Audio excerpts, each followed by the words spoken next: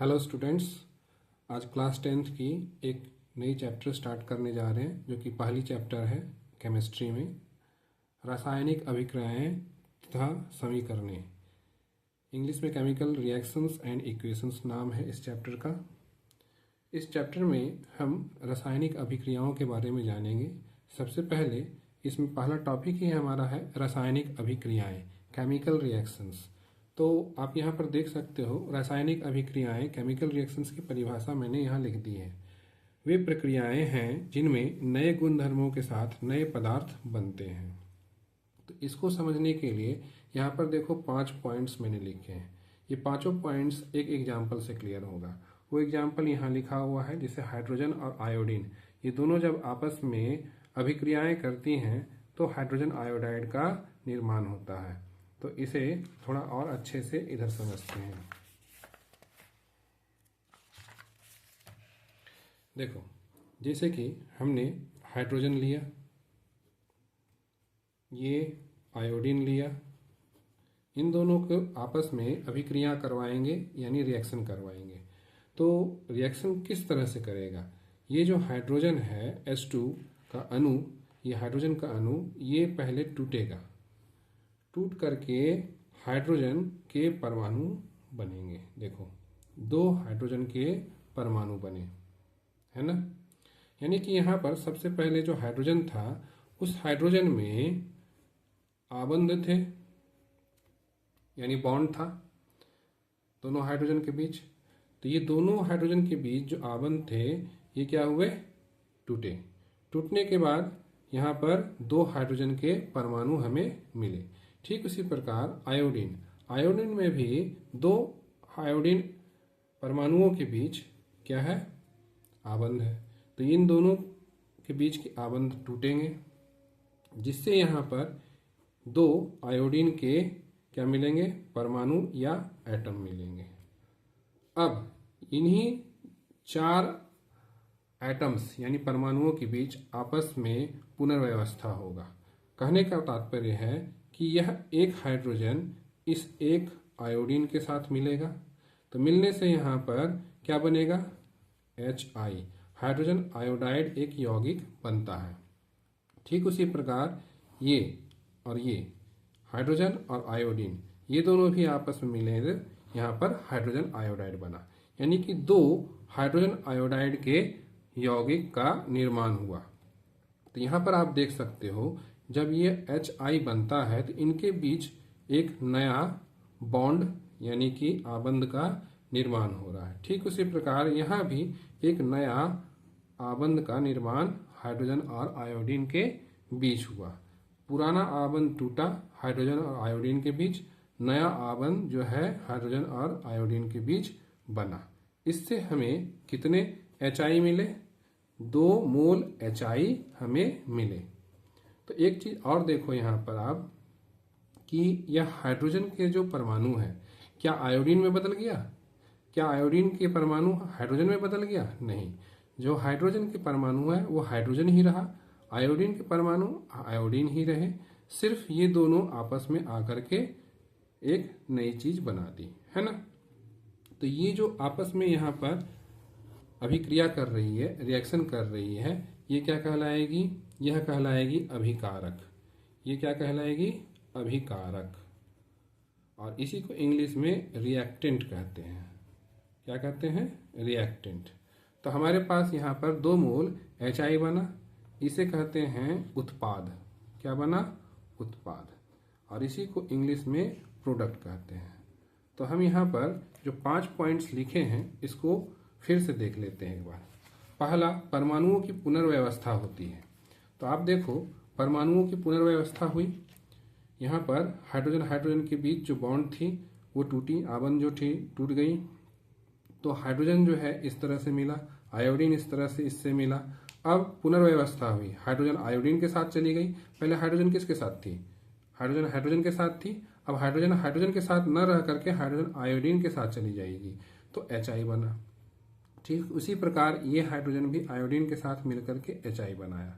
तो पुनर्व्यवस्था हुई कि नहीं? पुनर्व्यवस्था से हमें एक उत्पाद मिला। दूसरा पॉइंट कहता है पूर्णतः भिन्न गुण धर्मों वाले नए पदार्थ बनते हैं। तो अब देखो ये जो हमारे पास हाइड्रोजन है, आयोडीन है, तो हाइड्रोजन और आयोडीन जो होती है, हाइड्रोजन जो गैस है वो रंगहीन गैस होती है, ज्वलनशील होती है, यानी कि माचिस मारो और आग पकड़ लेगा, जल में घुलता नहीं है। आयोडीन का क्या है गुण? बैंगनी काला रंग का होता है, चमकदार होता है, ठोस होता है और ऊर्ध्वपातन होता है। तो ये सारे गुण जो है ना, सारे के सारे गुण वो नए उत्पाद में जो है आपको देखने को बिल्कुल नहीं मिलेगा। इसका गुण इनसे बिल्कुल अलग मिलेगा। जैसे यह रंगहीन गैस है और इसको अगर आप नाक में चला गया तो ये दम घोटू हो सकता है, पानी में घुलनशील है। ये देखो ये हाइड्रोजन पानी में घुलनशील नहीं है, मगर ये पानी में क्या है? घुलनशील है। ये जो है ठोस है, आयोडीन क्या है? ठोस है, मगर ये HI जो है क्या है? हाइड्रोजन आयोडाइड ठोस नहीं है, गैस है। तो पूर्णतः भिन्न गुण धर्मों वाले नए पदार्थ हमें मिल गए। तीसरा पॉइंट कहता है पुराने रासायनिक आबंध जो होंगे उनका टूटना होगा और अभिकारी पदार्थों के परमाणुओं के बीच उपस्थित होते हैं। नए पदार्थ में पुनर्व्यवस्था परमाणुओं के बीच नए रासायनिक आबंधों का बनना। तो यहाँ हमने खुद देखा, अपनी आंखों से देखा कि जो हाइड्रोजन है इनके बीच आबंध थे, आयोडीन के बीच भी आबंध थे, ये टूट करके एक नया आबंध यहाँ पर तैयार हुआ जिससे हमें HI मिला। हमने अभी एक अभिक्रिया देखा, रिएक्शन देखा, जिसमें मैंने समझा दिया रिएक्टेंट क्या होता है, अभिकारक क्या होता है और उत्पाद क्या होता है। इसकी परिभाषा भी देख लें। पदार्थ जो रासायनिक अभिक्रिया में भाग लेते हैं, तो यहाँ पर रासायनिक अभिक्रिया में कौन भाग ले रहा है? हाइड्रोजन और ऑक्सीजन। एक और रिएक्शन हमने लिया है, हाइड्रोजन और ऑक्सीजन, ये रिएक्शन में भाग ले रहा है, अभिक्रिया में पार्टिसिपेट कर रहा है, तो ये अभिकारक होंगे दोनों। उत्पाद, प्रोडक्ट किसे कहेंगे? रासायनिक अभिक्रिया के फलस्वरूप उत्पन्न नए पदार्थ उत्पाद कहलाते हैं। तो देखो हाइड्रोजन और ऑक्सीजन ये दो अलग अलग चीजें हैं, हमें एक नई चीज दोनों के अभिक्रिया से हमें प्राप्त हुआ, तो ये एक नई चीज हमें मिली, तो ये क्या कहलाएगी? उत्पाद कहलाएगी। अब उत्पादों के गुणधर्म अभिकारकों के गुणधर्म से पूर्णतः भिन्न होते हैं। तो ये देखो ये जो जल है ये हमें मिला, ये पीने योग्य होते हैं, मगर देखो ऑक्सीजन क्या पीने लायक होता है? हाइड्रोजन पीने लायक होता है? नहीं। ऑक्सीजन जो है दहन के लिए आवश्यक होती है, हाइड्रोजन ज्वलनशील होती है, रंगहीन गंधहीन होती है। पानी जो है, जल हम पी सकते हैं, इससे आग बुझा सकते हैं, मगर ऑक्सीजन ये आग भड़काने में, ये आग जलाने में हमें और मदद करती है। हाइड्रोजन, इसमें अगर माचिस मार दो ये बहुत तेजी से जल उठेगा।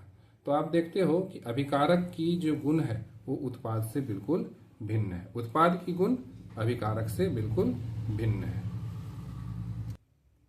और एक अभिक्रिया लेते हैं, सोडियम है, इसको हमने हाइड्रोक्लोरिक एसिड के साथ रिएक्शन करवाया, अभिक्रिया कराया। सोडियम का क्या गुण है? धातु होती है ये, इसमें एक चमक होती है, मुलायम होती है, हवा के संपर्क में जलने लगता है और क्षारीय गुण की होती है। वहीं हाइड्रोक्लोरिक एसिड जो है तीखी गंध के साथ होती है, जहरीला तरल होता है और अम्लीय होता है। ये क्षारीय है, ये अम्लीय है। इन दोनों के रिएक्शन के होने की वजह से हमें क्या मिला? सोडियम क्लोराइड, जो कि लवण है, उदासीन है। तो आप देखो कि यहाँ पर हमने जो अभिकारक लिया था, क्षारीय और अम्लीय दोनों अलग अलग लिया था, और हमें जो उत्पाद मिल रहा है वो कैसा मिल रहा है? उदासीन मिल रहा है, ना क्षारीय है ना अम्लीय है, ये उदासीन है। तो ये हमारा ये जो अभिकारक है, अभिकारक ये हुआ, उससे ये उत्पाद बिल्कुल भिन्न है। उसी तरह से उत्पाद में हमें एक हाइड्रोजन गैस भी मिला, ये ज्वलनशील होती है। तो हमने देखा कि यहाँ पर जितने भी हमें उत्पाद मिले वो इस अभिकारक से बिल्कुल भिन्न गुण वाले मिले। उसके अलावा और भी कई तरह के अभिक्रियाएं हैं, जैसे दूध का खट्टा होना। हमारे आसपास बहुत सी ऐसी नेचुरल प्रोसेसेस होते रहती हैं, प्राकृतिक घटनाएं, जो कि केमिकल रिएक्शन अभिक्रियाएं ही दर्शाती हैं। जैसे दूध का खट्टा होना, दूध से दही का बनना, हमारे शरीर में भोजन का पाचन, सांस लेते हैं और छोड़ते हैं श्वसन का प्रोसेस, लोहे में जंग लगना, फूलों का पकना, ईंधनों का जलना। कोई एक अगर अभिक्रिया होती है तो हम कैसे कहेंगे कि अभिक्रिया हुई है? तो रासायनिक अभिक्रियाओं के होने के ना कुछ लक्षण होते हैं जिनसे हम पहचान सकते हैं कि अभिक्रिया हुई है। रासायनिक अभिक्रिया में अभिकारकों का उत्पादों में रूपांतरण प्रायः कुछ विशिष्टताओं के साथ होता है जिन्हें आसानी से प्रेक्षित किया जा सकता है। इन्हें ही रासायनिक अभिक्रियाओं के अभिलक्षण या विशेषताएं कहते हैं। तो कोई भी रिएक्शन हो रहा है, कोई भी अभिक्रिया हो रहा है, तो कुछ न कुछ उसमें आप देखोगे चेंजेस देखने को मिलेंगे। तो क्या क्या परिवर्तन, क्या क्या चेंजेस देखने को मिलेंगे, उसी को रासायनिक अभिक्रिया के अभिलक्षण कहते हैं। तो कुछ चेंजेस जो है वो यहाँ पर हमें पढ़ने हैं। जैसे 5 रासायनिक अभिक्रियाओं के अभिलक्षण यहाँ पर लिखे हैं। जैसे गैस का निकलना, इवोल्यूशन ऑफ गैस, अवक्षेप का बनना, फॉर्मेशन ऑफ प्रेसिपिटेट, रंग में परिवर्तन होना, चेंज इन कलर, ताप में परिवर्तन होना, चेंज इन टेम्परेचर, अवस्था में परिवर्तन होना, चेंज इन स्टेट। सबसे पहले हम गैस का निकलना देखते हैं। तो आप देखो, पहला अभिलक्षण है गैस का निकलना।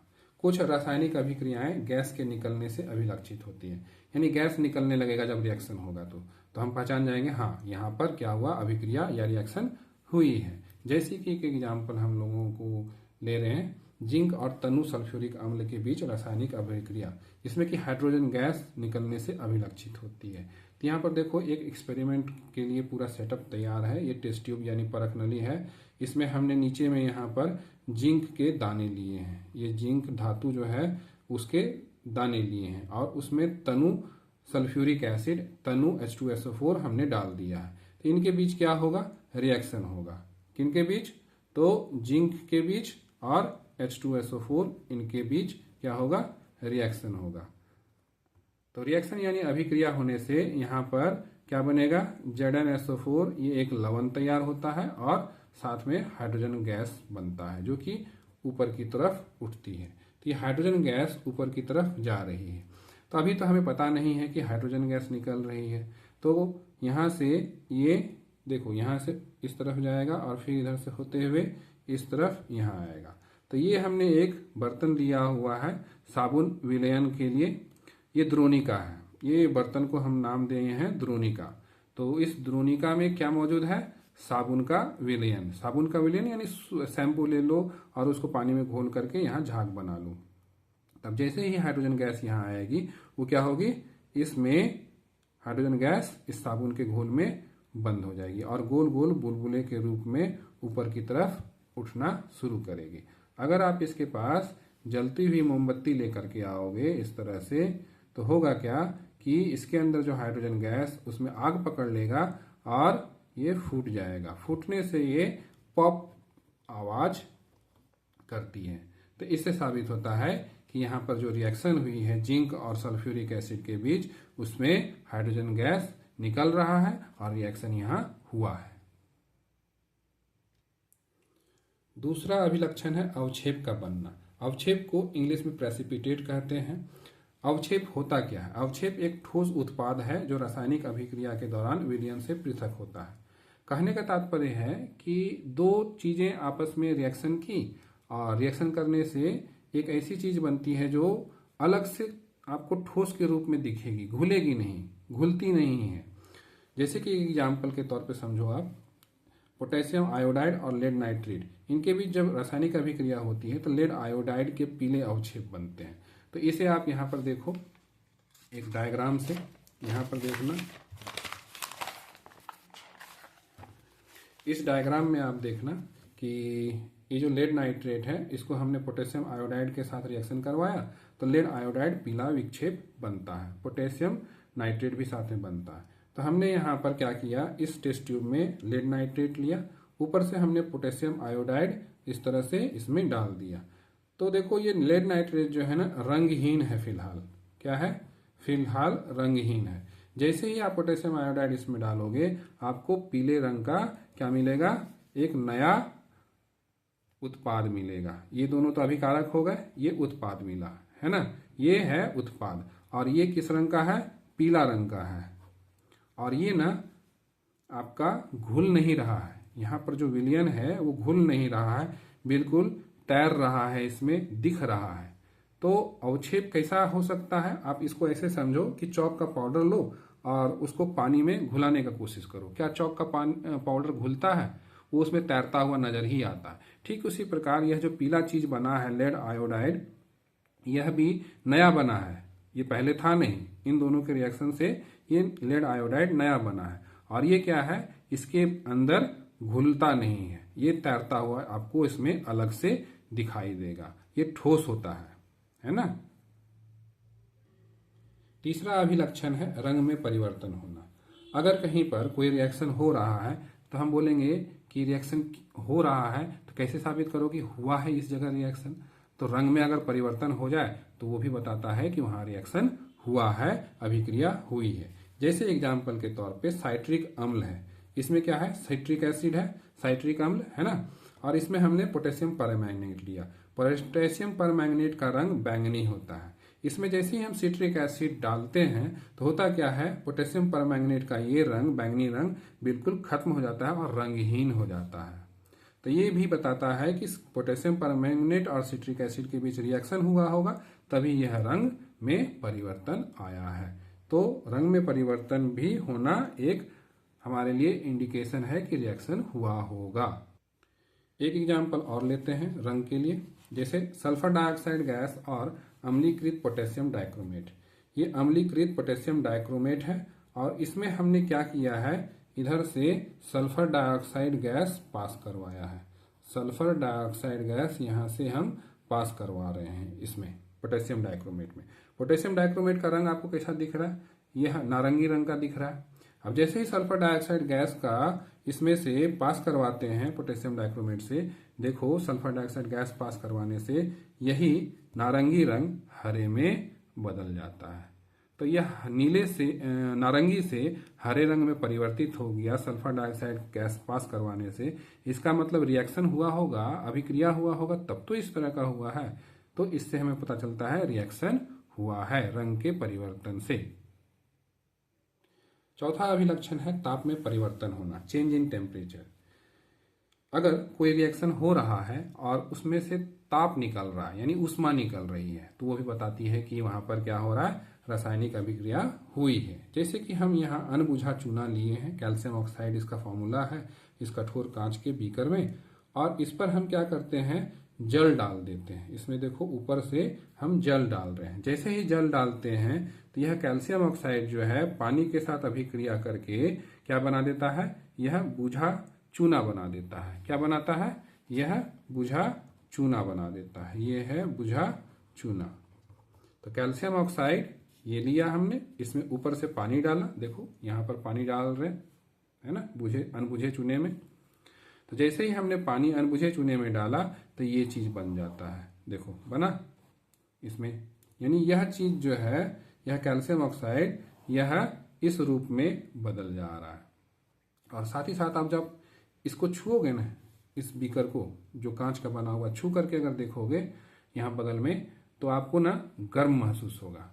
तो गर्म महसूस हो रहा है, पहले तो महसूस नहीं हो रहा था गर्म, अब रिएक्शन होने के बाद गर्म महसूस हो रहा है छूने से ये कांच का बीकर। तो ये साबित करता है यहाँ पर रिएक्शन हुआ होगा।